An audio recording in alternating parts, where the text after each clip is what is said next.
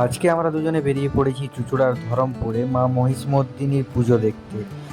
তো ওখানে একটা ছোট্ট মতো মেলাও বসে, যেখানে নাকি অনেক ভিড় হয়, তাই ওটাই দেখতে যাচ্ছি এবং মাকেও দর্শন করব এবং তোমাদেরকেও দেখাবো কীরকম পুজোটা হচ্ছে বা কীরকম মেলাটা হচ্ছে। তো প্রায় প্রায় আমরা মেন গেটের কাছে পৌঁছে গেছি। এবার এই মেন গেট দিয়ে আমরা ধরমপুরের ভিতরে ঢুকবো মন্দিরের কাছে। তো চলো তোমাদেরকে দেখাই পুজোটা ঠিক কিরকম।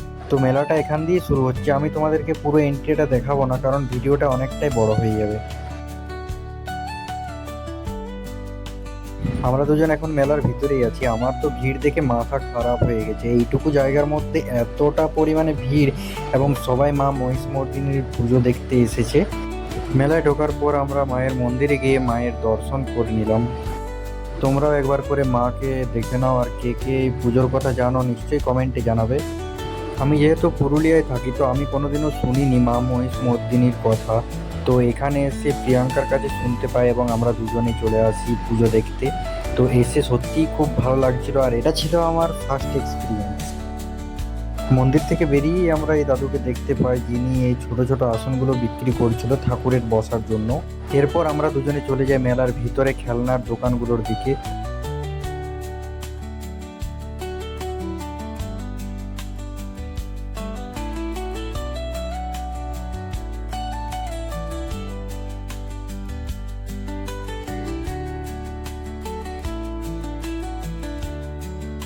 যেতে যেতে হঠাৎই প্রিয়াঙ্কার চোখে পড়ে ব্যাগের দোকানে। সে ব্যাগের দোকানের দিকে তাকিয়েছিল, আমি তার চোখগুলোকে ঢাকা দিয়ে নিয়ে যাচ্ছিলাম।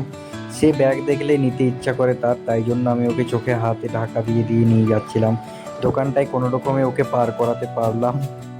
একটা প্যান্ডেলের ভিতরে এরকম মার্কেটের মতো বসানো ছিল, এখানে অনেকই জিনিস বিক্রি হচ্ছিল। তো আমরা মার্কেটের ভিতরে অনেক কিছু জিনিস দেখে ঘোরাফেরা করলাম। এই দিদিটার দোকানে খুব ভালো ভালো প্রদীপ রাখা ছিল গ্লাসের মধ্যে, তোমরা দেখতেই পাচ্ছ। তার সাথে সাথে ওখানে রাখা ছিল আরো অন্যান্য বিভিন্ন ধরনের প্রদীপ। তো তোমরা দেখে নাও তোমাদের কিছু পছন্দ লাগে কিনা।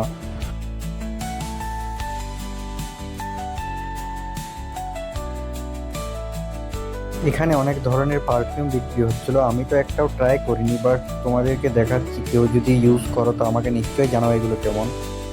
এরপর আমরা চলে গেলাম খাবারের দোকানগুলোর দিকে। যদিও আমি স্ট্রিট ফুড বা বাইরের মেলার হোক বাইরের হোক কোনো খাবারই খাই না, তাও তোমাদেরকে দেখানোর জন্য আমরা এই দিকটা একটু ঘুরতে চলে এলাম।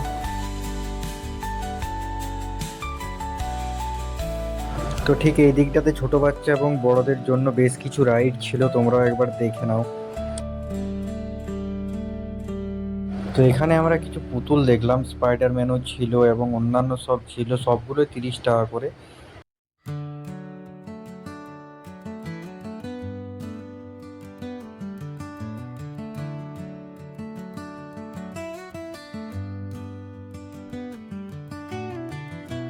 অনেকক্ষণ ঘোরাঘুরির পর আমার অনেক খিদে পেয়ে গেছিলো, তাই ভাবলাম যে একটা মোমো খেয়ে নিই। তো এখানে আমরা কুরকুরে মোমোটা ট্রাই করলাম। দেখো ওখানে দাদা আমাদের মোমোটা ভাজছে। মোমোটা খেতে মোটামুটি ভালো ছিল। আমার স্টিম মোমোটাই সব দিয়ে বেশি ভালো লাগে। তো শেষে একটা করে মালপোয়া খেয়ে দুজনেই আমাদের ব্লগটা শেষ করলাম। আশা করছি ব্লগটা তোমাদের ভালো লেগেছে। যদি ভালো লেগে থাকে তো লাইক, কমেন্ট এবং সাবস্ক্রাইব অবশ্যই করে নেবেন এরকম নতুন টাইপের ভিডিও এবং ব্লগ দেখার জন্য।